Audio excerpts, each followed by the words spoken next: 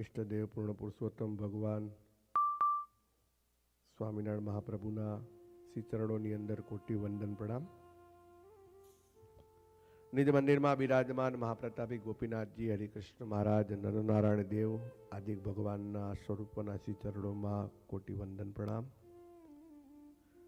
परम पूज्य धर्म धुरंधर 1008 आचार्य महाराज श्री कौशलेन्द्र प्रसाद जी महाराज श्री भावी आचार्य पूज्य लालजी महाराज वजेंद्र प्रसाद जी महाराज जी प्रातः स्मरणीय पूज्य मोटा महाराज श्री एवं समग्र धर्मकुळना चरणों में कोटि वंदन प्रणाम। सौ नंद संतोना श्री चरणों में कोटि वंदन प्रणाम। सौ भक्तों ने जय स्वामीनारायण, जय श्री कृष्ण, जय श्री राम।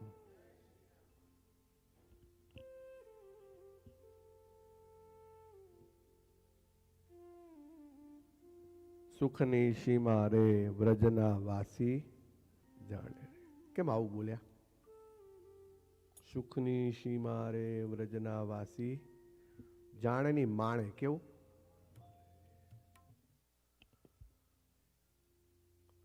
આ કીર્તન મુક્તાનંદ સ્વામી રચ્યું છે।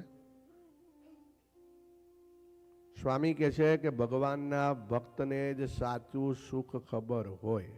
રે શ્યામ તમે સાચું નાડું બીજું સર્વે તો છોડાય છે નહીં છોડાય।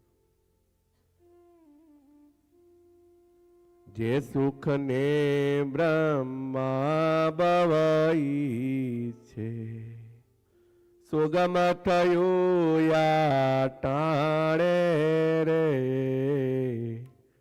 સુખની સીમા રે ગઢપુર વાસી માણે।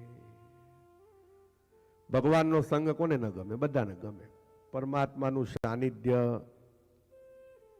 ભગવાનની જોડે રહેવાનું, ભગવાનના ચરણની ભક્તિ કરવાની કોને ન ગમે? બધાને ગમે। મુક્તાનંદ સ્વામી આ બધો મહિમા છે ને ગઢપુર વાસીનો ગાય છે। કોનો ગાય છે? કારણ કે ભગવાન ક્યાં વધારે રહ્યા? ગઢડામાં રહ્યા। ખૂબ સુંદર વાલા ભક્તો, આજની આપણી આ સભા છે। આપણે સર્વ જાણીએ છીએ કે આજે જોડીદાન સભા છે। કેવી છે? જોડીદાન। મકર સંક્રાંતિના દિવસે દાનનો ખૂબ મહિમા છે। સર્વપ્રથમ તો વાલા ભક્તો, મકર સંક્રાંતિ કોને કહેવાય આપણે સર્વ જાણીએ છીએ કે સૂર્યનારાયણ દક્ષિણ દિશામાંથી ઉત્તર દિશામાં આ દિવસે વધે છે। હવે એમ બધાને આપણે ખબર પડી કે 21 ડિસેમ્બરથી દિવસ મોટો થાય, પણ પંચાંગની દ્રષ્ટિએ એવું કહેવાય છે કે આ તિથિએ સૂર્યનારાયણ છે ઉત્તર દિશા તરફ ગતિ કરે છે। સંક્રાંતિનો અર્થ એ છે કે સૂર્યનું એક રાશિમાંથી બીજી રાશિમાં પ્રવેશવું। એ રાશિમાં પ્રવેશે ને સંક્રાંતિ કહેવાય। તમને બધાને ખબર છે કે ધનુમાંથી મકરમાં આવી જાય। ધન રાશિમાંથી મકર રાશિમાં સૂર્યનારાયણ આવે છે તે ઘડીને ઉત્તરાયણ પણ કહેવામાં આવે છે। આ દિવસથી દિવસ વધતો જાય છે। પ્રકૃતિનો ઉત્સવ છે। આમ તો આપણે મોટા ભાગે આપણા તહેવારો છે ને બધા તિથિ પ્રમાણે ચાલે। કયા પ્રમાણે ચાલે? હા, જો આપણે એકાદશીએ કંઈક જો તિથિ ઘટતી હોય કે વધતી હોય તો આપણે એકાદશી આગળ પાછળ કરીએ, બેસતું વર્ષ આગળ પાછળ કરીએ, જન્માષ્ટમી, રામનવમી બધા। પણ એક જ એવો તહેવાર છે જે તારીખ પ્રમાણે ચાલે છે। કઈ પ્રમાણે? એમ કહેવાય છે કે 1970ની આસપાસ 70-75માં 13મી તારીખે ઉત્તરાયણ કહેવાતી। કઈ રીતે કહેવાતી? પણ હવે કેવું થાય છે કે જેમ જેમ પૃથ્વીની ઉંમર વધતી જાય છે ને એમ એમ હવે સૂર્ય છે ને થોડો થોડો નજીક આવતો જાય છે। અને જેમ જેમ સૂર્યની કિરણને પૃથ્વી પર આવતા કેટલી વાર લાગે? કોઈને ખબર? 8 મિનિટ થાય। કેટલી થાય?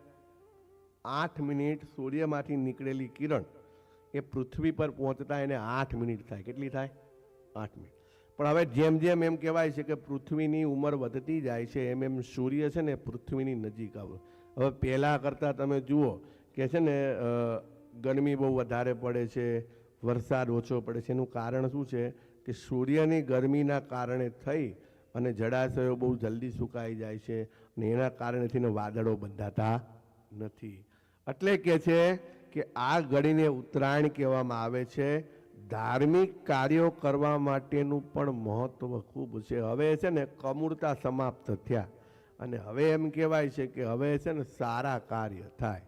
દેવી પુરાણમાં એમ કહે છે કે સંક્રાંતિ ખૂબ જ સૂક્ષ્મ સમયમાં સંપન્ન થાય છે. આમ તો આખો દિવસ આપણે માનીએ કે 14 જાન્યુઆરી એટલે સંક્રાંતિ, પણ એવું નથી.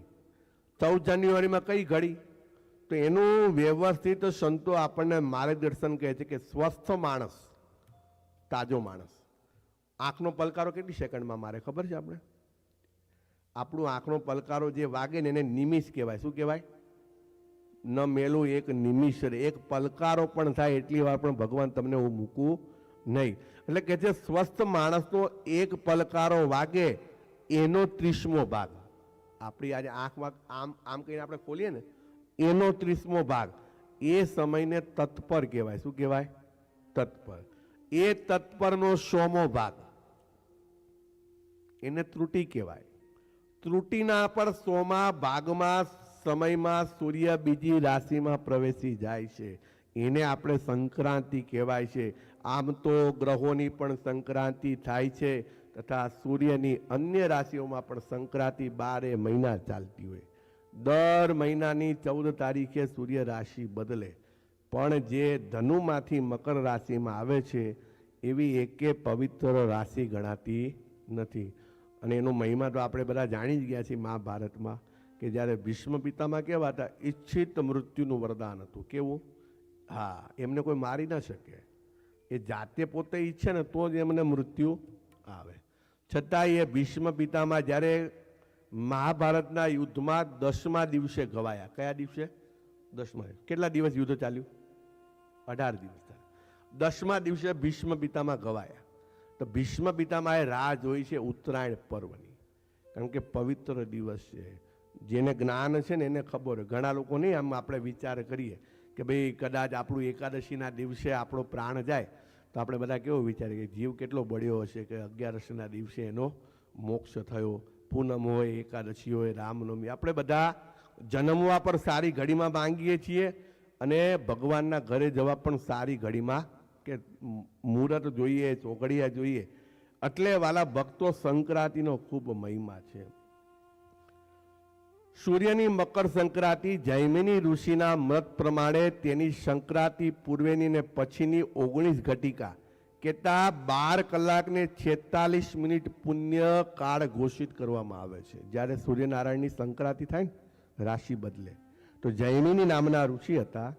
એમને પોતાની જે મત છે એ પ્રમાણે એમ કહ્યું છે કે સંક્રાંતિ પૂર્વેની અને પછીની, એટલે જે ગ્રહણ થાય એ પહેલાની અને ગ્રહણ પત્યા પછીની 12 કલાકની 46 મિનિટ પુણ્યકાળ કહેવાય છે. આ દરમિયાન આપણે શું કરવું જોઈએ? ઘણા લોકો કે સ્વામી સંક્રાંતિમાં શું કરાય? સંક્રાંતિમાં એક જ કામ કરાય કે યથાશક્તિ દાન કરાય. શું કરાય? દાનનું મહિમા છે. માણસ છે ને ભોગવાળો છે, એને ભોગવવા ગમે છે, પણ એને દાન કરવું ગમતું. દાન મેં તમને હમણાં 11ના દિવસે જ કથા કરી સટતીલાની, કે તમે જે દાન કરો છો એ જ તમે ભગવાનના ઘરે પ્રાપ્ત કરો છો. તમે જો જ્ઞાનનું દાન કરો તો તમને જ્ઞાન મળે છે, તમે સ્વાસ્થ્યનું દાન કરો તો સ્વાસ્થ્ય મળે છે, અન્નનું દાન કરો તો અન્ન મળે છે. જે કંઈ તમે દાન કરો છો એ જ ભગવાન તમને પરત આપે છે. કારણ કે આપણી જે આપેલી વસ્તુ છે એ જ ભગવાન આપણને આપશે. ભગવાન જોડે બીજી કંઈ વ્યવસ્થિત અલગ વસ્તુઓ નથી આપણા માટે. જો આપણે દાન કરશું તો ભગવાન આપણને દાન આપશે. કે છે કે ભગવાનના ભક્તોએ ગાય, ભોજન પદાર્થ, વાહન, વસ્ત્ર, પુષ્પ, ઘાસ વગેરે ના દાન પુરોહિતો અને અભ્યાગતો અને ત્યાગીઓને યથાયોગ્ય રીતે આપવા જોઈએ. અને એના કારણે કોટી ગણું પુણ્ય ગણવામાં આવે છે, એવું નિર્ણય સિંધુ નામના શાસ્ત્રની અંદર વર્ણન કરેલું છે. શું લખેલું છે? કે તમે કોકને દાન કરો તો આનું અનેક ગણું પુણ્ય છે. કેવું છે? હા. અને એને ઘણા બધા દાન આવે છે. હું તમને એક દ્રષ્ટાંત આપું છું. સુવર્ણદાન છે, ભૂમિદાન છે, વસ્ત્રદાન છે, ગૌદાન છે, પછી કયું આવશે? અન્નદાન છે. આવા ઘણા બધા દાન છે. હવે જે ભૂમિદાનની વાત આવે તો મહારાજે બીજું મંદિર કયું બનાવ્યું? મૂળી બનાવ્યું. કયું બનાવ્યું? મૂળી. મૂળીના રાજા કોણ હતા? રામાભાઈ રાજા. કોણ હતા? મૂળી ગામ ધડી હતા રામાભાઈ રાજા. મહારાજે સંક્રાંતિના દિવસે આ ભૂમિદાનનો મહિમા બતાવ્યો. હા, ભગવાન પોતે બોલ્યા સંક્રાંતિના દિવસે કે ભૂમિદાનનો ખૂબ મહિમા છે. જે આપે જમણા હાથે, ભગવાને કીધું કે જે જમણા, દેવાનંદ સ્વામી કે જે જમણા હાથે આપીને એને અનેક ગણું મળે છે. હા, દાન હંમેશા જમણા હાથે હોવું જોઈએ. એટલે મહારાજે મહિમાની વાત કહીને તરત જ રાજાભાઈ રામાએ પોતાની ભૂમિનું દાન કર્યું. મહારાજને કીધું કે તમે ભૂમિદાનનો મહિમા કીધો ને, લો આ ભૂમિ મંદિર બનાવો. એટલે ભૂમિદાનનો મહિમા છે કે તમે યથા યોગ્ય રીતે દાન કરો છો તો કોટી ગણું પુણ્ય ગણવામાં આવે છે. સૂર્યનો આ સંક્રાંતિ કાળને લોકો પતંગ ઉડાવીને પણ વધાવે છે. આપણને તો બધાને 14 તારીખ એટલે ઉત્તરાયણ પતંગથી જ યાદ હોય કે ભાઈ પતંગ ચડાવીએ. પૃથ્વી પરનો અંધકાર ઝડપથી ખસે છે, દિવસ મોટો બને છે એટલે શુભ દિવસોનો પ્રારંભ થાય છે. આથી જ મોટા ભાગના હિન્દુઓ મકર સંક્રાંતિ પછી મૃત્યુ આવે તો તેને સારું મૃત્યુ માને છે. ઉત્તરાયણ પછી જો કદાચ મૃત્યુ આવે ને તો એને સારું મૃત્યુ ગણવામાં આવે છે. અને એ મેં તમને કીધું, ભીષ્મ પિતામહની વાત કીધી કે કેટલા સમર્થ હતા છતાં પણ એમને મૃત્યુ માટે રાહ જોઈ છે. એટલે કે છે કે કુકર્મ છોડીને સત્કર્મ વિશેષ આદરવા, દુર્ગુણોનો ત્યાગ કરીને સદગુણો કેળવવા, અને એ જ આપણી સાચી ઉત્તરાયણ છે. આજના જ્યોતિષ શાસ્ત્ર પ્રમાણે શિયાળામાં ઉત્તર અયન સમય 21 ડિસેમ્બરે થાય છે. તે દિવસે સૂર્ય એ ઉત્તર તરફ ગતિ કરે છે. પરંતુ આપણા સંતો અને ઋષિ મુનિઓએ આપણને આ 14 તારીખ આપી છે કે 14 તારીખે સંક્રાંતિનો દિવસ માનવો. શાસ્ત્રો પ્રમાણે સારામાં સારું ઉત્તરાયણના દિવસે કોઈ દાન હોય ને તો એ તલનું દાન છે. શેનું છે? આમાં એવું કહેવાય છે કે આ દિવસે તમે સવારે નાવા બેસો ને તો તમારી જે પાણીની ડોલ હોય ને એની અંદર સફેદ તલ નાખવાના. શું નાખવાના? સફેદ તલથી સ્નાન કરવાનું. આમ તલનો બીજો કોઈ મહિમા નથી, પણ તલને એવું કહેવામાં આવ્યું છે કે શાસ્ત્રોક્ત પ્રમાણે શિયાળામાં તૈલી પદાર્થ ભોજનમાં લેવાથી સ્વાસ્થ્યવર્ધક ગણાતું હોવાથી સંભવિત છે. એટલે તલનું દાન છે ને એ વિશેષ છે. તલયુક્ત જલથી અર્પણ કરવું, તલનો અગ્નિમાં હોમ કરવો, તલ ખાવાથી મનુષ્યના સ્વાસ્થ્યની દ્રષ્ટિએ સફળ રહે છે. આજે આ ઉત્સવો ધાર્મિક કરતાં સામાજિક સ્વરૂપ વિશેષ ધારણ કર્યું છે. સંક્રાંતિમાં વિદ્વાનોએ કરેલા અર્થો આપણે સમજવા જોઈએ. આપણા જીવનમાં ક્રાંતિ લાવે છે. સંક્રાંતિ એટલે સંપૂર્ણ ક્રાંતિ. જે વિચાર ક્રાંતિથી સિદ્ધ થાય છે, શુભ વિચારોને અશુભ સામેનો વિજય, એ જ સમ્યક ક્રાંતિ છે. સંક્રાંતિના ઘણા બધા અર્થ છે. વિચાર ક્રાંતિ, સંગ ક્રાંતિ અને કહેતા કે સંપ ક્રાંતિ. બધામાં ક્રાંતિ લાવવી જોઈએ.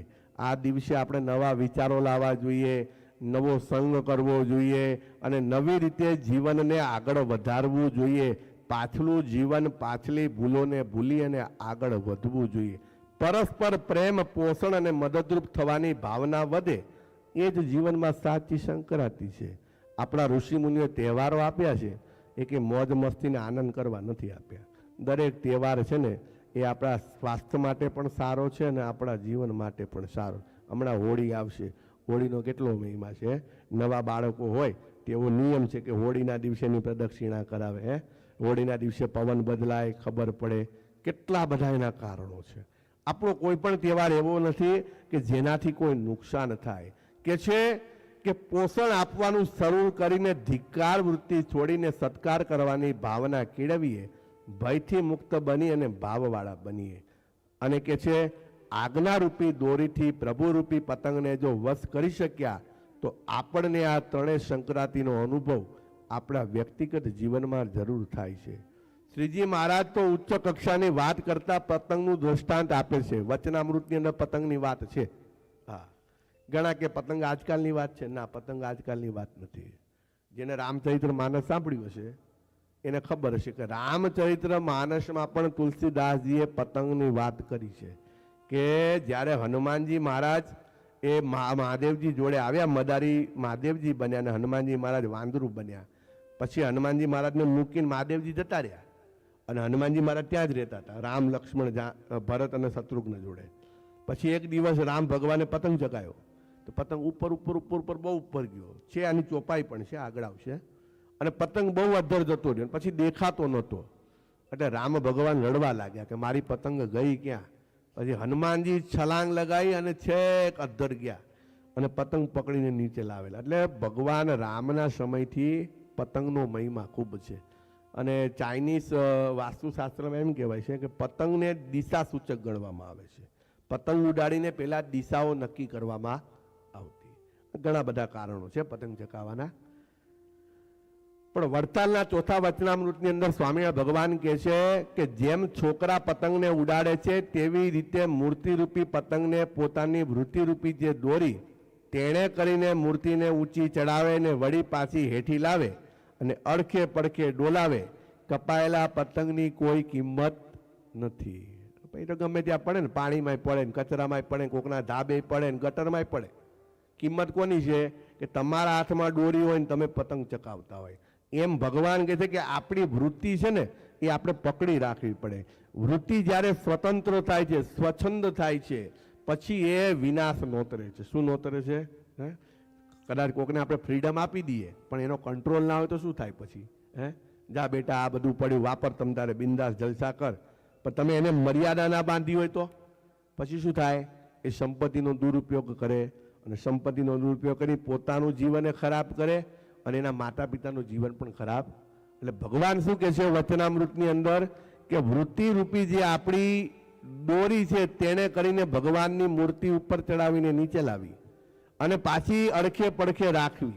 ભગવાનની અંદર આપણી વૃત્તિ તાણી રાખવી, છોડવી નહીં. હા, અઘરામાં અઘરું કામ શું છે? ભગવાનનું ધ્યાન કરવું. એની અંદર જ્યારે ધ્યાન કરતા હોય ત્યારે ઘણીવાર આપણા મન ડોલતા હોય છે. મન ડોલવા જોઈએ. હમણાં આપણે બધા ક્રિકેટ રમતા હતા, બરાબર? પણ જ્યારે બોલર બોલ નાખતો હતો તો આપણું ધ્યાન ક્યાં હતું? એ જે બોલ આવે એના પર જ રહેતું. કેમ રહેતું હતું? કે જો ધ્યાન ન આપીએ તો શું થાય? આપણે તરત આઉટ થઈ જઈએ. એ જ રીતે ભગવાનના ભક્તિના અને ભજનના માર્ગમાં પણ ખૂબ આપણે કેળવણીને કાળજી રાખવી પડે. જો આપણે કેળવણીને કાળજી નહીં રાખીએ તો આપણું જે કામ છે, મેં હમણાં જ કીધું ને કે ભાઈ ભજન સિવાય આપણું કલ્યાણ છે. હા, છેવટે તો ભજન કરવું પડશે અને પડશે. હાથે નહીં કરી તો લોકો કરાવશે કે મરતા મરતા કે હવે બોલો ભગવાનનું નામ, આખી જિંદગી બોલ્યા નહીં. એટલે કે છે મૂર્તિરૂપી પતંગ અંતરમાં તો રમતી જ રહે છે. જો આપણે કોઈ સાચા સંતના હાથમાં આપણી જીવન દોરી આપીએ, સંતના હાથમાં જીવનની દોરી હશે તો જ હૈયામાં મૂર્તિરૂપી પતંગ મોજ કરશે અને અલૌકિક આનંદથી અંતરને ભરશે. કોક સાધુના સંગમાં રહીશું, હા, સંતોના ભીડામાં કાયમ રહેવું. મોટા મોટા સંતોએ પણ એમ કીધું છે કે સાધુ ખપના જોડા મારે ને તો ખાવા, કારણ કે સાધુના મારેલા જોડા પણ કામમાં આવે છે. આ તો હવે તોય અમે બધા તમને કદાચ વઢતા નથી, બાકી જૂના ગરડા લોકોને પૂછજો, ગામડાઓના મંદિરોમાં સાધુ જોડે જાય ને કે સાધુ એવા ખીજાય પણ તોય બીજા દાડે ગમે તેટલું બોલ્યા તો ફરી પાછો એ હરિભગત સાધુની સેવા કરવા જાય. કેમ જાય? મહિમા સાધુનો છે કે બોલ છે પણ એના મનમાં દયા છે. કે છે આ દિવસે દાનનો ખૂબ મહિમા છે. વિવિધ પ્રકારના દાન કરી અને પુણ્ય પ્રાપ્તિ કરવાની છે. તો હું ગમે તેટલા દાનનો મહિમા કહીશ પણ આપણે એક જિંદગીમાં વસ્તુ શીખવી પડશે કે દાન કરવું એ ભગવાનના ભક્તનું કર્તવ્ય છે. કોઈ પણ સંપ્રદાયને ફોલા કરતા હોય પણ જો તમે દાન કરતા નહીં શીખો તો તમે તમારી કમાવેલી સંપત્તિનો સદુપયોગ નહીં શીખો. દાન છે ને એ સંપત્તિને ભગવાન અર્થે, સત્સંગ અર્થે, સેવા અર્થે વાપરવાનું એક માધ્યમ છે. ગમે તે રીતે આપણે દાન કરીએ એવું નથી. મંદિરમાં કોઈ સારી હોસ્પિટલ થતી હોય, કોઈ સારી શાળા બનતી હોય, સામાજિક કાર્ય થતું હોય, દાન ચોક્કસ કરવું, કારણ કે આપણા દાનથી ઘણા બધા કાર્યો સરળ થતા હોય છે. કે છે સત્સંગી જીવનની અંદર ભગવાન સ્વામિનારાયણે પોતે દાનનો મહિમા કીધો છે. ભગવાન સ્વામિનારાયણ બોલ્યા કે જે પુરુષ પોષ માસમાં દ્વાદશીમાં નારાયણ ભગવાનનું ભક્તિથી પૂજન કરીને બ્રાહ્મણોને જમાડે અથવા ભગવાનના એકાંકિત સાધુને જમાડે તેને વાજપેયી યજ્ઞનું પુણ્ય પ્રાપ્ત થાય છે. કેવો? કઈ એકાદશી કીધી? પોષ માદની. એટલે આજે મકર સંક્રાંતિ ગઈ ને આપણે સટતિલા એકાદશી. સટતિલા એકાદશીના બીજા દિવસે દ્વાદશી. એ દ્વાદશીના દિવસે જો ભગવાનનો ભક્ત એ ભગવાનનું પૂજન કરી અને બ્રાહ્મણોને જમાડે અથવા ભગવાનના એકાંતિક સાધુને જમાડે તો એને વાજપેયી યજ્ઞનું પુણ્ય પ્રાપ્ત થાય છે. મકર સંક્રાંતિના નજીકના દિવસથી 1 માસ સુધી અર્થાત મહાસુદ પૂનમ સુધી માધ સ્નાનનો ખૂબ સરસ મજાનો મોટો મેળો ભરાય છે. અત્યારે તમે હમણાં ગયા વર્ષે કુંભ હતો. હા, ગયા વર્ષે જ્યાં કુંભ ભરાણો હતો ને અલ્હાબાદ પ્રયાગરાજ, ત્યાં માધ મેળો ભરાય. કેવો ભરાય? માધ મેળો. હવે બધા અત્યારે કેવું થશે, બધા અખાડાના સંતો સ્નાન કરવા આવશે. હમણાં અમાસ આવશે અને મૌની અમાસ કહેવાય. કેવી કહેવાય? બહુ મોટી અમાવસ છે. એ દિવસે એમ કહેવાય છે કે લાખો સંતો ભક્તો એ સંગમની અંદર સ્નાન કરે છે, એટલે માધ સ્નાન ચાલે છે. કે છે કે આ માધ સ્નાનનો મહિમા ભગવાન સ્વામિનારાયણ પોતે સત્સંગી જીવનના 4થા પ્રકરણના 19મા અધ્યાયમાં કહેલો છે. વિધિ સહિત ભગવાને આખો મહિમા કહ્યો છે કે જે કરવાથી મનુષ્ય 1 માસ સુધી માસોપવાસ કરવાથી જે ફળ પ્રાપ્ત થાય તેટલું જ ફળ એક વખત માધ સ્નાન કરવાથી પ્રાપ્ત થાય છે. એટલે હવે આપણે તો પ્રયાગરાજ ક્યાં જઈ શકીએ, એટલે ઠંડા પાણીના માટલા ભરવાના અને પછી ગુરુકુલમાં રહેલા હોય એને ખબર હોય, પછી તે ઠંડુ પાણી આખું રાત રહેલું એ પછી એ પાણીથી સ્નાન કરવું પડે. ભગવાન સ્વામિનારાયણ પોતે કહે છે કે માધ સ્નાન કરવાથી એવું કોઈ પાપ નથી કે જે બાકી રહે, બધા પાપ બળી જાય છે, એવું મહાત્મય છે. જે પુરુષ આ ઠંડીના સમયમાં વસ્ત્રો, લાકડા, ઊનના કામડા બ્રાહ્મણોને આપે છે તે નિરંતર સુખેથી વૃદ્ધિ પામે છે. આમ તો તલનો દાનનો મહિમા છે અને કાળી કામડીનો મહિમા છે. કેવી? કાળા કલરની કામડી આવે ને, કાળી કામડીનું દાન કરવાનો ખૂબ મહિમા છે. પણ અહીંયા તો કાળી કામડી ક્યાં લેવા જવી, આપણને ક્યાંય મળે ના મળે. એટલે કે છે કે બ્રાહ્મણોને વસ્ત્રો, લાકડા ને ઊનના કામડા જો દાનમાં આપો તો નિરંતર સુખેથી વૃદ્ધિ પામે છે. આજ કંઈ માત્ર ઋતુ પરિવર્તન નથી, પરંતુ ભારતીય સંસ્કૃતિના આત્મબોધનું પ્રતીક છે. મકર સંક્રાંતિ આ પર્વ અમને એક મહાન આત્માની સ્મૃતિ તરફ લઈ જાય છે. થોડીક ચર્ચા આપણે ભીષ્મ પિતામહની કરવી છે, કારણ કે એમને ફક્ત દેહ નથી છોડ્યો, આ દિવસે એમને સરસ મજાનું જ્ઞાન આપ્યું છે. ઉત્તરાયણના દિવસે દેહ છોડ્યા પહેલા ભગવાન શ્રી કૃષ્ણ પોતે પાંડવો સાથે ભીષ્મ પિતાના સન્મુખ ઊભા હતા. અને ભીષ્મ પિતામાં એટલે આપણે સર્વ જાણીએ છીએ કે એની પાસે જે જ્ઞાન હતું એ કોઈ પાસે હતું નહીં. એટલે અંત સમયે ભગવાન શ્રી કૃષ્ણ કે જેને આપણે કેશવ પણ કહીએ છીએ, કેશવ ભગવાન પોતે બોલ્યા કે હે પિતામાં તમે અંત સમયે અમને સર્વને જ્ઞાન આપો. અને છેવટે છેવટે તો એવું એ બોલ્યા હતા કે મારે મારી કુંવારી દીકરીના લગ્ન તમારી સાથે કરવા છે. ભીષ્મ પિતામાં એવું બોલ્યા. કોને બોલ્યા? ભગવાન કૃષ્ણને. એટલે બધા વિચારમાં પડ્યા કે આ ભાભાએ તો કોઈ દાડો લગ્ન કર્યા નથી, કે આ તો આજીવન કુંવારા રહ્યા, તે કે આમને દીકરી આવી ક્યાંથી, કે છુપાઈ રાખી છે કે શું? પછી ખબર પડી કે એમનું એવું કહેવું હતું કે મારી બુદ્ધિ રૂપી જે મારી દીકરી છે એ કુંવારી છે. કેવી છે?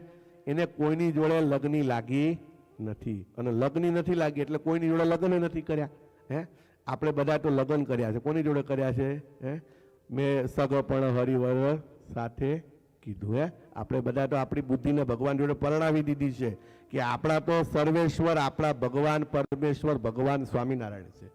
એટલે ભીષ્મ પિતામહ કહે કે મારી જે બુદ્ધિ છે ને એ મારી બુદ્ધિ હજી કુંવારી છે, એને હજી સુધી મેં તમારામાં રત કરી. મને તમારો મહિમા છે પણ તમારામાં હું રત થયો નથી. એટલે પછી ભીષ્મ પિતામહ કહે છે કે ધર્મ ક્ષેત્રે કુરુક્ષેત્રે, આ પવિત્ર ભૂમિ પર ભીષ્મ પિતા માત્ર યોદ્ધા નતા, તેઓ ધર્મના જીવન સ્તંભ હતા.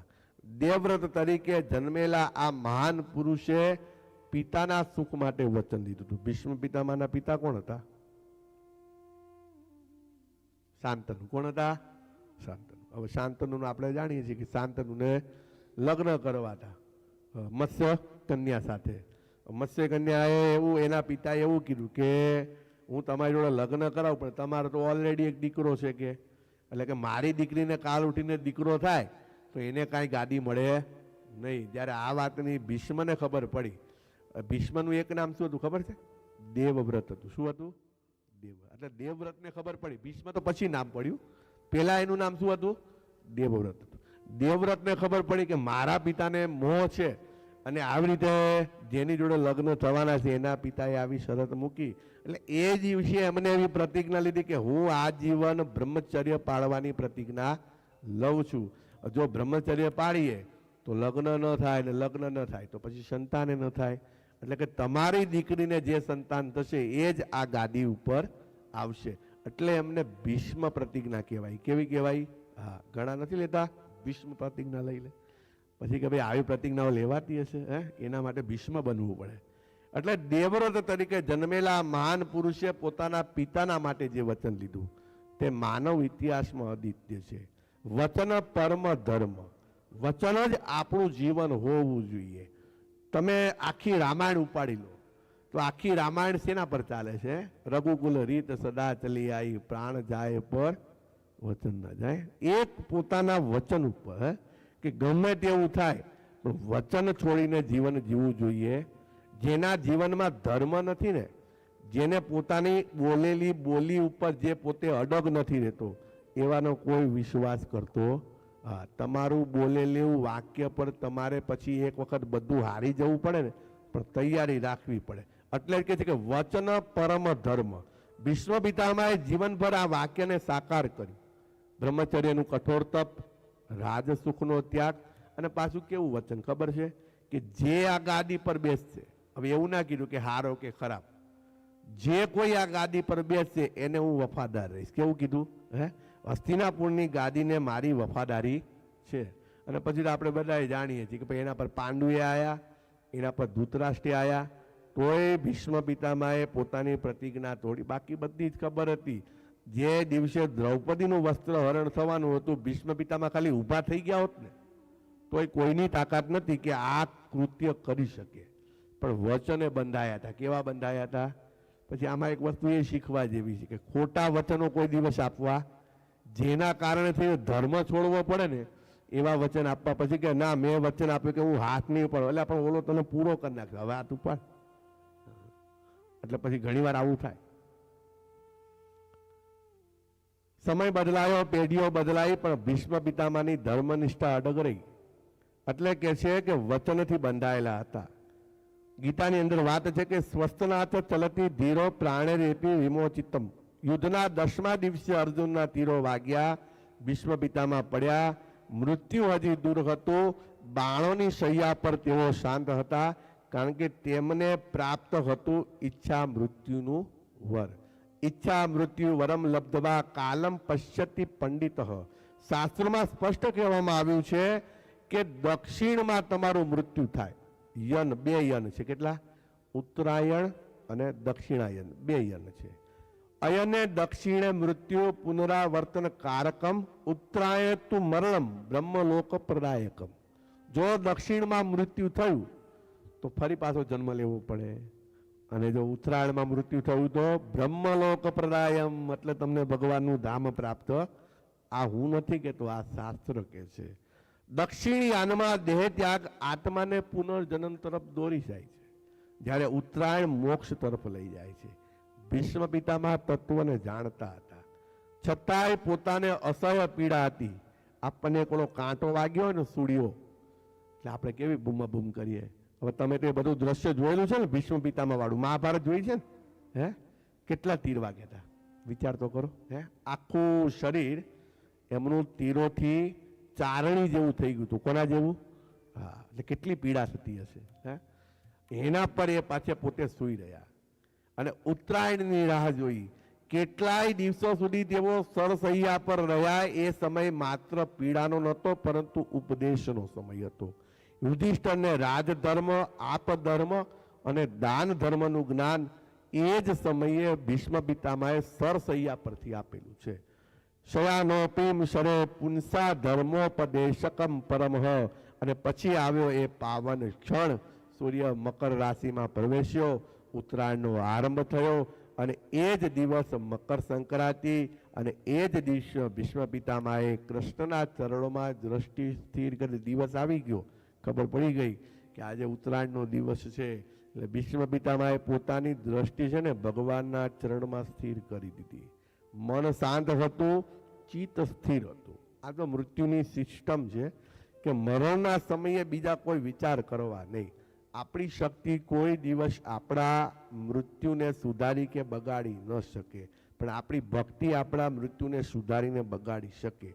અંત સમયનું જ્ઞાન બધાને થાય છે. તમને બધાને એમ લાગે કે મૃત્યુ એકદમ આવી જાય, ના, નથી આવતું.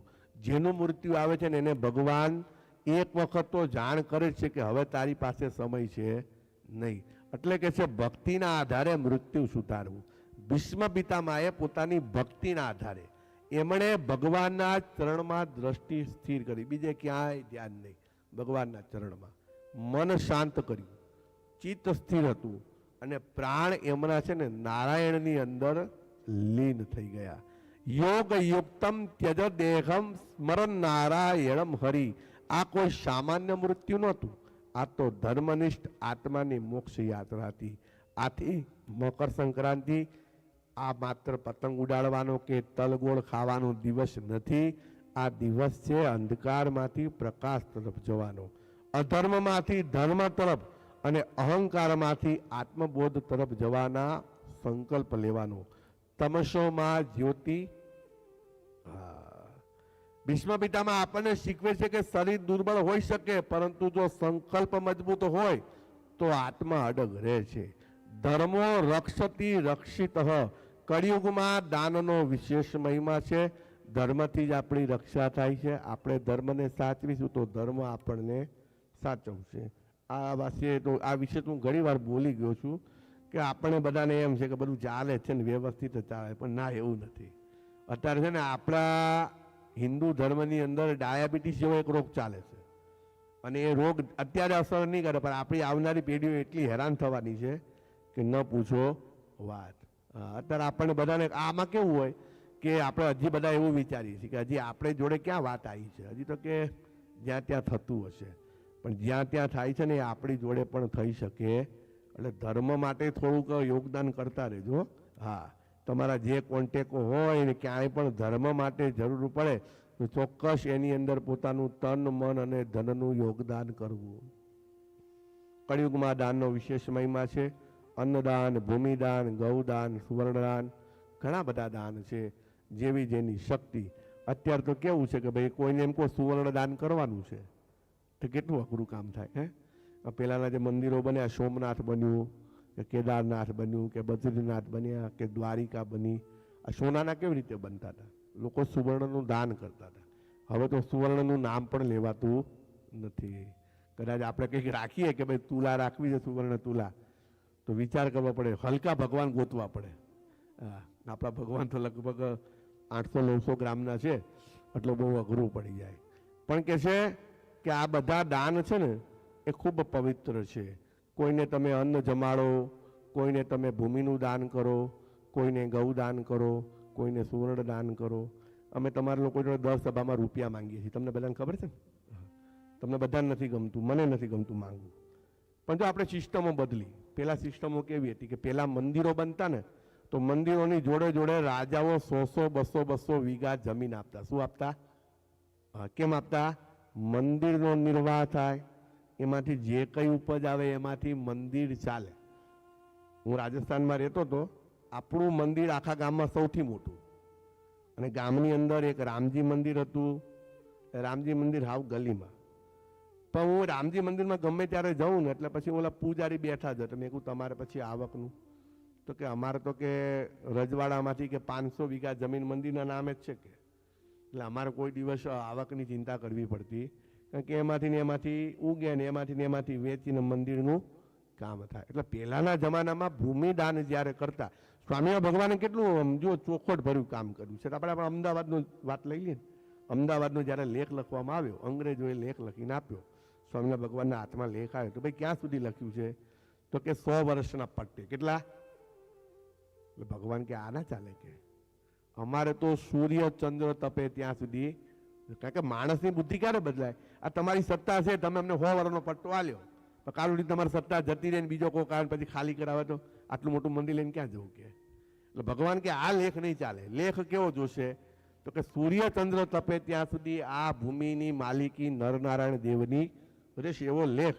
તો કે છે ભાઈ આવો લેખ લખવો અમારા હાથમાં છે. આ તો અમારી જે રાણી છે મહારાણી જે કહેતા હોય એ લખીને આપે તો થાય. પછી ઇંગ્લેન્ડ મોકલ્યું અને ઇંગ્લેન્ડથી એ લેખ લખાઈને આવ્યો ત્યારે આ નરનારાયણ દેવનું સ્વામિનારાયણ ભગવાને બહુ ચોખવટ રાખી. તમે નવ ધામના સ્થાપનાની કથાઓ સાંભળો. નવ ધામના જે મંદિરો બન્યા એ મંદિરોની ભૂમિઓ કેવી રીતે મળી, એ ભૂમિઓ ભગવાને કેવી રીતે એને અધિકૃત કરી અને પછી એના પર મંદિરો બનાવ્યા. એટલે ભૂમિદાનનો ખૂબ મહિમા છે. ભૂમિદાનથી ઘણા બધા કામ એ સરળ થાય છે. ગૌદાનનો મહિમા આપણે જાણીએ છીએ. ગાયની અંદર કેટલા દેવતા છે? 33 કોટી દેવતા છે. કેટલા? હા. અને પૂંછડામાં લક્ષ્મીજી છે. ક્યાં છે? અને એ ખરીમાં ક્યાં? પૂંછડામાં ખરી આવે ને નીચે, એ ખરીમાં લક્ષ્મીજી છે.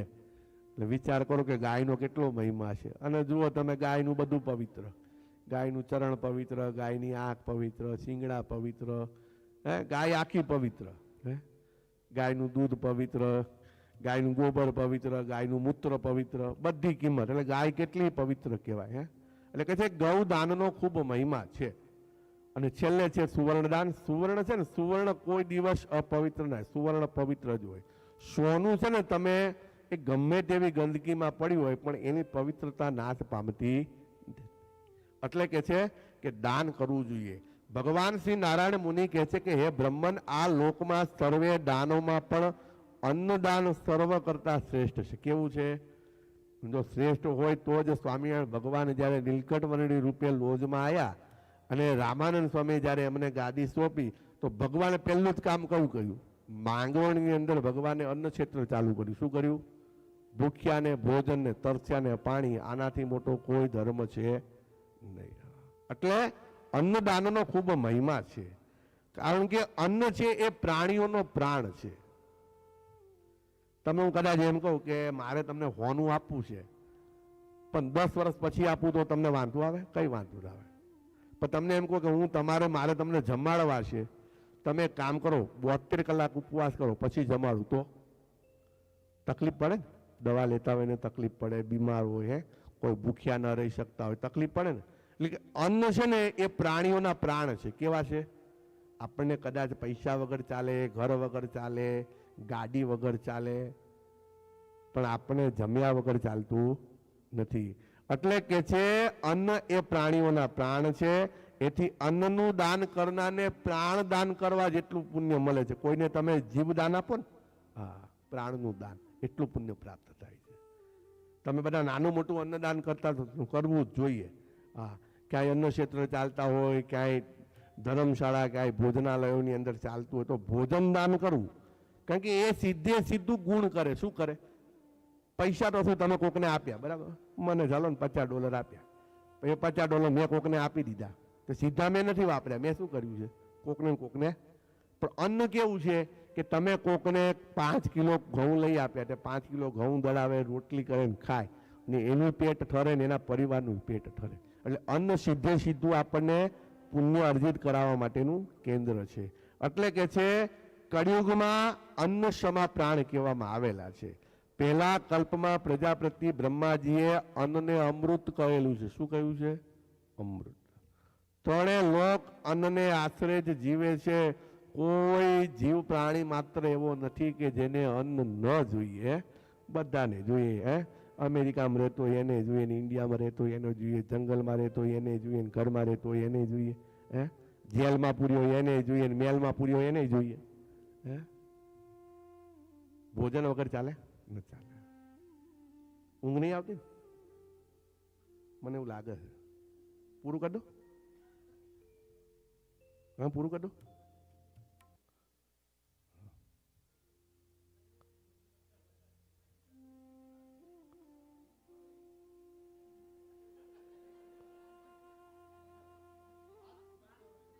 વાત પૂરી કરો.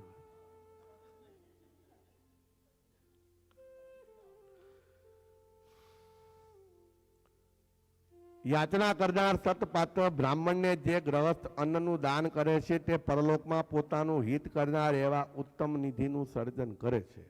બ્રાહ્મણ, ક્ષત્રિય, વૈશ્ય અને શૂદ્ર અન્ય કોઈ ભૂખ્યા જનને જોઈ જે ગ્રહસ્થ સ્વયં ઉપવાસ કરીને પણ અન્નાર્થીને અન્ન ભોજન આપી દે છે તે જ ખરો ધર્મવેતા છે. પાપ કર્મ કર્યું છતાં પણ જે ગ્રહસ્થ અભ્યાગતને અન્ન આપે છે તેમાં પણ બ્રાહ્મણને વિશેષપણે આપે છે તે ગ્રહસ્થ કરેલા પાપથી લોપાતો નથી. આમ તો દાન બધાને કરવું જોઈએ. યાચક કીધું છે. શું કીધું છે? યાચક. યાચક શબ્દનો મતલબ શું થાય? જેને જરૂર છે એનું નામ યાચક છે. શું છે? અયાચક અને યાચક. એટલે એમાં એવું નથી સ્પેશિયલી, આમાં ભલે લખ્યું કે બ્રાહ્મણનું વિશેષ મહત્વ છે, તમે બ્રાહ્મણને આપો એનું વિશેષ. પેલા તો બ્રાહ્મણો કોઈ કામ નતા કરતા. બ્રાહ્મણોનું કામ શું હતું? જ્ઞાન આપવું અને ધર્મનું પોષણ કરવું. આ બે જવાબદારી બ્રાહ્મણની હતી. એટલે બ્રાહ્મણોનું પોષણ કરવું એ 3 વર્ણની જવાબદારી હતી, ક્ષત્રિય, શૂદ્ર અને વૈશ્યની. પણ સમય જતા કેવું થયું કે ભાઈ બધાએ પોતપોતાના ધર્મો બદલી નાખ્યા. હવે તો બધા જ કાર્યની અંદર પારંગત હોય છે. એટલે કે છે કોઈ પણ યાચકને જો આપણે અન્નનું દાન કરીએ અભ્યાગતને, તો એમાં આપણા ગમે તેવા પાપ કર્મ થયા હોય તે પાપ કર્મ ધોવાઈ જાય છે. હે વિપ્ર, શરીર સંબંધી પંચ ધાતુ અન્નના અભાવમાં ક્ષીણ થઈ જાય છે. આ લોકમાં બલવાન મનુષ્યનું બળ અન્નના અભાવમાં નાશ પામી જાય છે. ગમે તેવો તાકતવર હોય પણ જો જમવાનું ન મળે તો નબળો પડી જાય. ત્રણે લોકમાં સ્થાવર જંગમ જે કોઈ પ્રાણી માત્ર અન્નથી જીવે છે. એટલી બુદ્ધિશાળી મનુષ્યએ ધર્મના અર્થે પણ અન્નનું દાન કરવું. સ્વામિનારાયણ ભગવાન છે ને 69મો કાળ, 69 કાળ ને એવું કહેવાતું હતું ને. ત્યારે સ્વામિનારાયણ ભગવાન ગઢડાની અંદર તમે અક્ષરવડીમાં ગયા છો? નીચે એક ભોયરું છે, જોયું?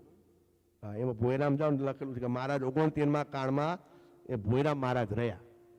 મહારાજ કેવું કરે? મહારાજ તો કેટલા સમર્થ હતા, ગમે તેને કહી શકે.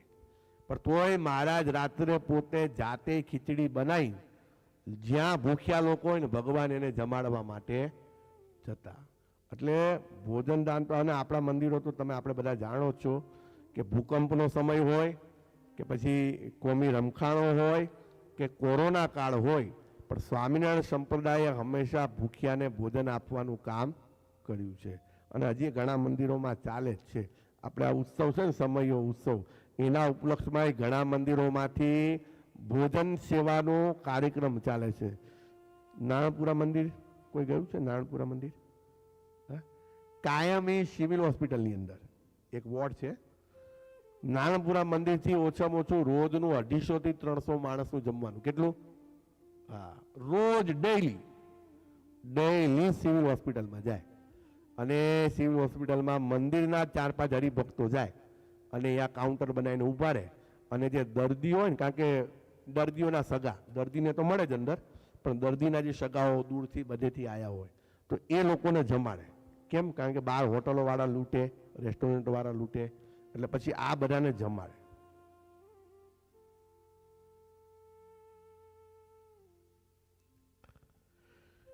હે રૂડા વ્રતવાળા વિપ્ર, અન્નદાન કરનાર મનુષ્યનું શરીરનું બળ અને ઇન્દ્રિયોનું બળ, ઓજ અને પુણ્ય ત્રણે લોકમાં નિરંતર.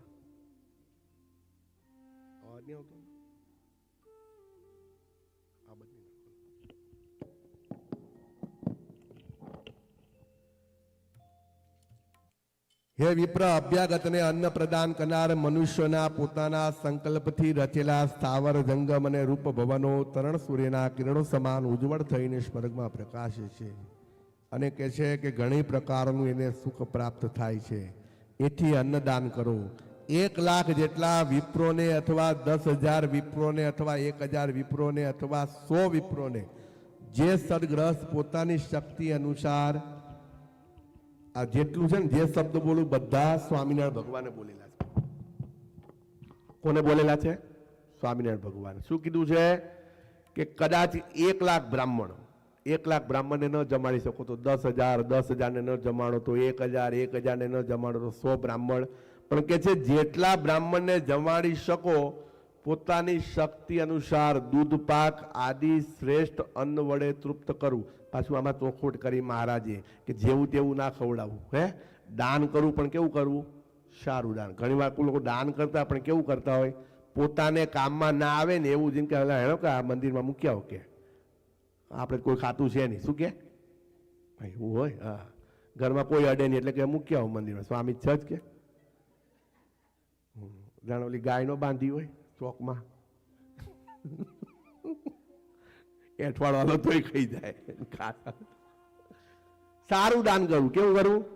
સારું દાન કરવું. હે, ભગવાને તમને કોઈ દિવસ નબળું આપ્યું છે? વિચાર કરો. હે, કોઈ દિવસ ભગવાનને એવું કીધું કે ભગવાન ગમે તેવું હાલજો ચાલશે એવું કીધું? ના. શું કીધું? ભગવાન સારું ઘર હાલજો, સારો સ્ટોર હાલજો, લગ્ન કરો તો કે સારી પત્ની હાલજો, સારો પતિ હાલજો, સારો દીકરો હાલજો, બધું સારું જોઈએ છીએ. પછી ભગવાનને આપવાનું થાય એટલે સારું આપવું. કેવું આપવું? હા, પરમાત્માને સારું આપવું. ભગવાન માટે જેવું તેવું લાવવું. હા, કારણ કે મેં તમને પહેલાય કહી દીધું, પહેલી લાઈનમાં જેવું આપશો ને એવું જ મળશે.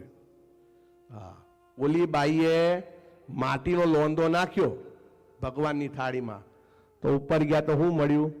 માટીનું જ મળ્યું, બાકી કાંઈ મળ્યું.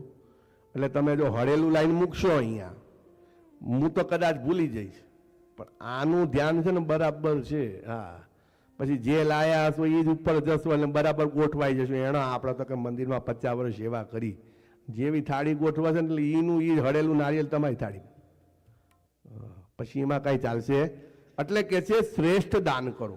ગૃહસ્થના સુવર્ણના જેવા અને સૂર્યની સમાન ચળકતા વિમાનમાં બેસી અને સ્વર્ગમાં નિવાસ કરે છે જે સારું દાન કરે છે.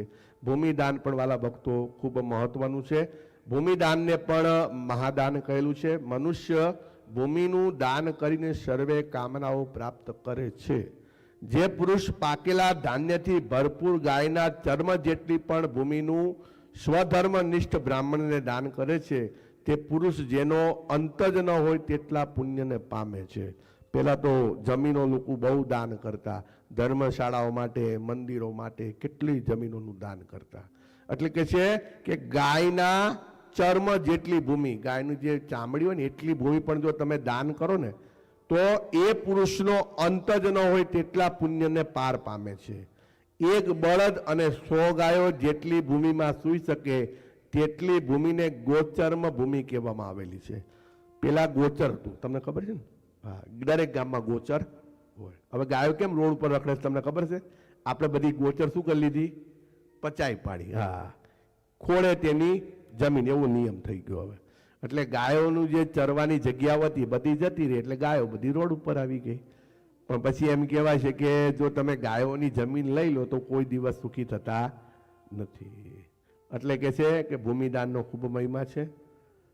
મહાબુદ્ધિશાળી પુરુષે એક પૃથ્વીનું દાન કરે તેનાથી સુવર્ણદાન, રૂપાનું દાન, વસ્ત્રદાન, મણીનું દાન, મોતીનું દાન અને રત્નોનું દાન, આ સર્વે દાનો આપોઆપ થઈ જાય છે.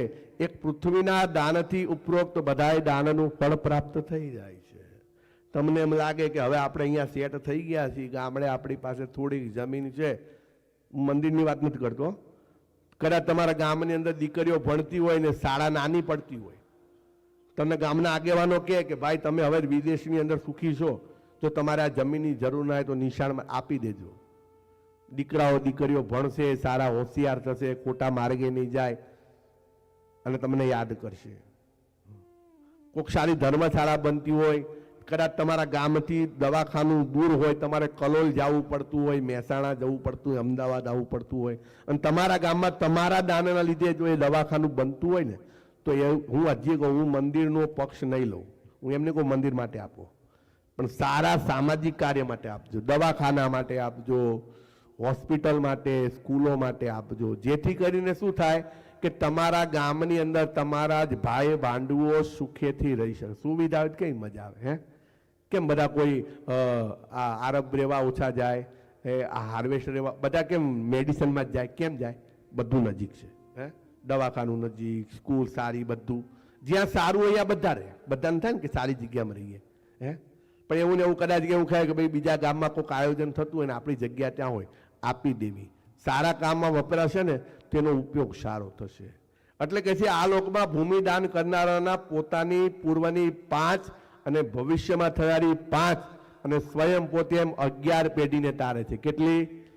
તમે દાન કરો તો તમારી પહેલાની 5, તમારા પિતા, એના પિતા, એના પિતા, એના પિતા, એમ કરતે 5 પેઢી. અને તમારી આવનારી 5, તમારો દીકરો, એનો દીકરો, એનો દીકરો, એનો દીકરો, કેટલા, અને પોતે 11 પેઢીને તારે છે. કેટલી? હા. અને ભૂમિદાનનો મહિમા તો તમે વામન અવતારમાં જોયો ને, હે? ભગવાન 3 ડગલા લેવા આવ્યા. કેટલા? હા, હે? અને 3 ડગલામાં તો તમે જુઓ કેટલું ભગવાને લઈ લીધું. હે? હા, જો આમાં શીખવા જેવું છે કે ભગવાન આપે છે ત્યારે આપે છે, પણ જ્યારે લેવા બેસે છે ને તો એક જ જાત કે ભગવાન બધું લઈ. એટલે ભૂમિદાનનો ખૂબ મહિમા છે.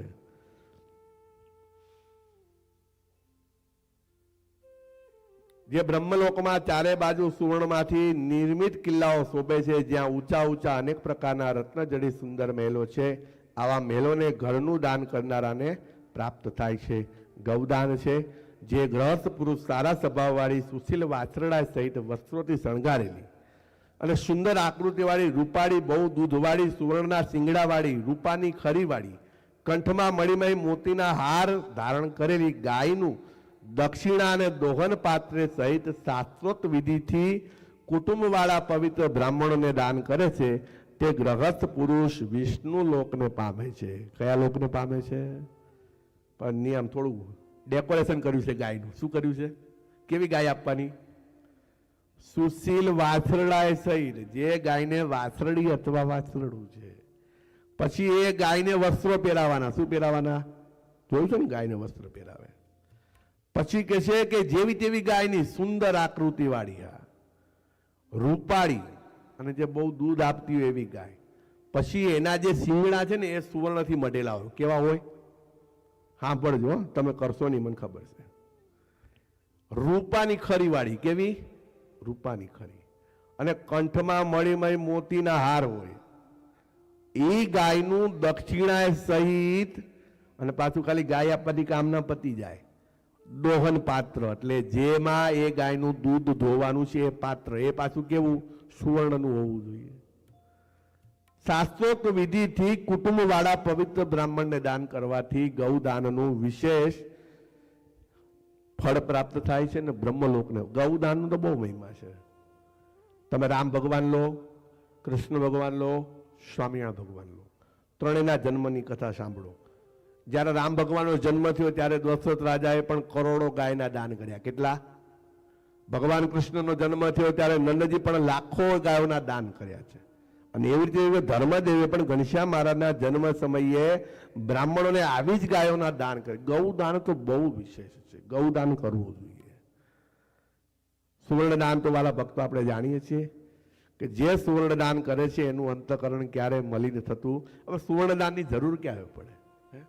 આમ તો એમ કહેવાય કે ભગવાનનું સિંહાસન બનતું હોય સોનાનું, હે, અથવા આપણે 5 વર્ષ અથવા 10 વર્ષ ભગવાનના જ્યારે ઉજવાતા હોય ત્યારે ઠાકોરજીને આપણે સુવર્ણથી અથવા ચાંદીથી તોલતા હોઈએ છીએ. તો ત્યારે એવા સમયે સુવર્ણદાન કરવું. હવે સુવર્ણદાનનો બીજો ઉપયોગ વાલા ભક્તો એ પણ થતો હોય છે કે ભગવાનના આભૂષણ બનાવવામાં થતું હોય. શેમાં થાય? ઠાકોરજીના આભૂષણ બનાવવામાં. અને સુવર્ણદાન એવી રીતે પણ કરી શકાય છે. છેલ્લે તલદાન છે. માઘ માસમાં તાંબાનું તલ ભરેલું પાત્ર બ્રાહ્મણોને જે દાનમાં આપે છે તે પુરુષને ક્યારેય યમપુરીના દર્શન કરવા પડતા નથી. આ તમારે તલ દાનનો મહિમા છે. બાકી તો આગળ ખૂબ મહિમા છે, ઘણા બધા દાનનો મહિમા છે. પણ આપણા સંપ્રદાયની અંદર આ દિવસે મંદિરોની અંદર સીધાનું દાન કરીએ. આપણે શેનું કરીએ? સીધું. 12 મહિનાનું સીધું. હે, ઘણા લોકો એમ કે મંદિરની અંદર 12 મહિના હરિભક્તો દર શનિવારે જમતા હોય, નાની મોટી કંઈક રસોઈ થતી હોય, એટલે સીધું આપણે જરૂર પડે. કોઈક દિવસ આપણે યજમાન હોય છે, કોઈક દિવસ નથી હોતા. એટલે 12 મહિના ભગવાનનો ભંડાર ભર્યો રહે એના માટે થઈને આપણે ઉત્તરાયણના દિવસે અન્નદાનનો વિશેષ મહિમા છે.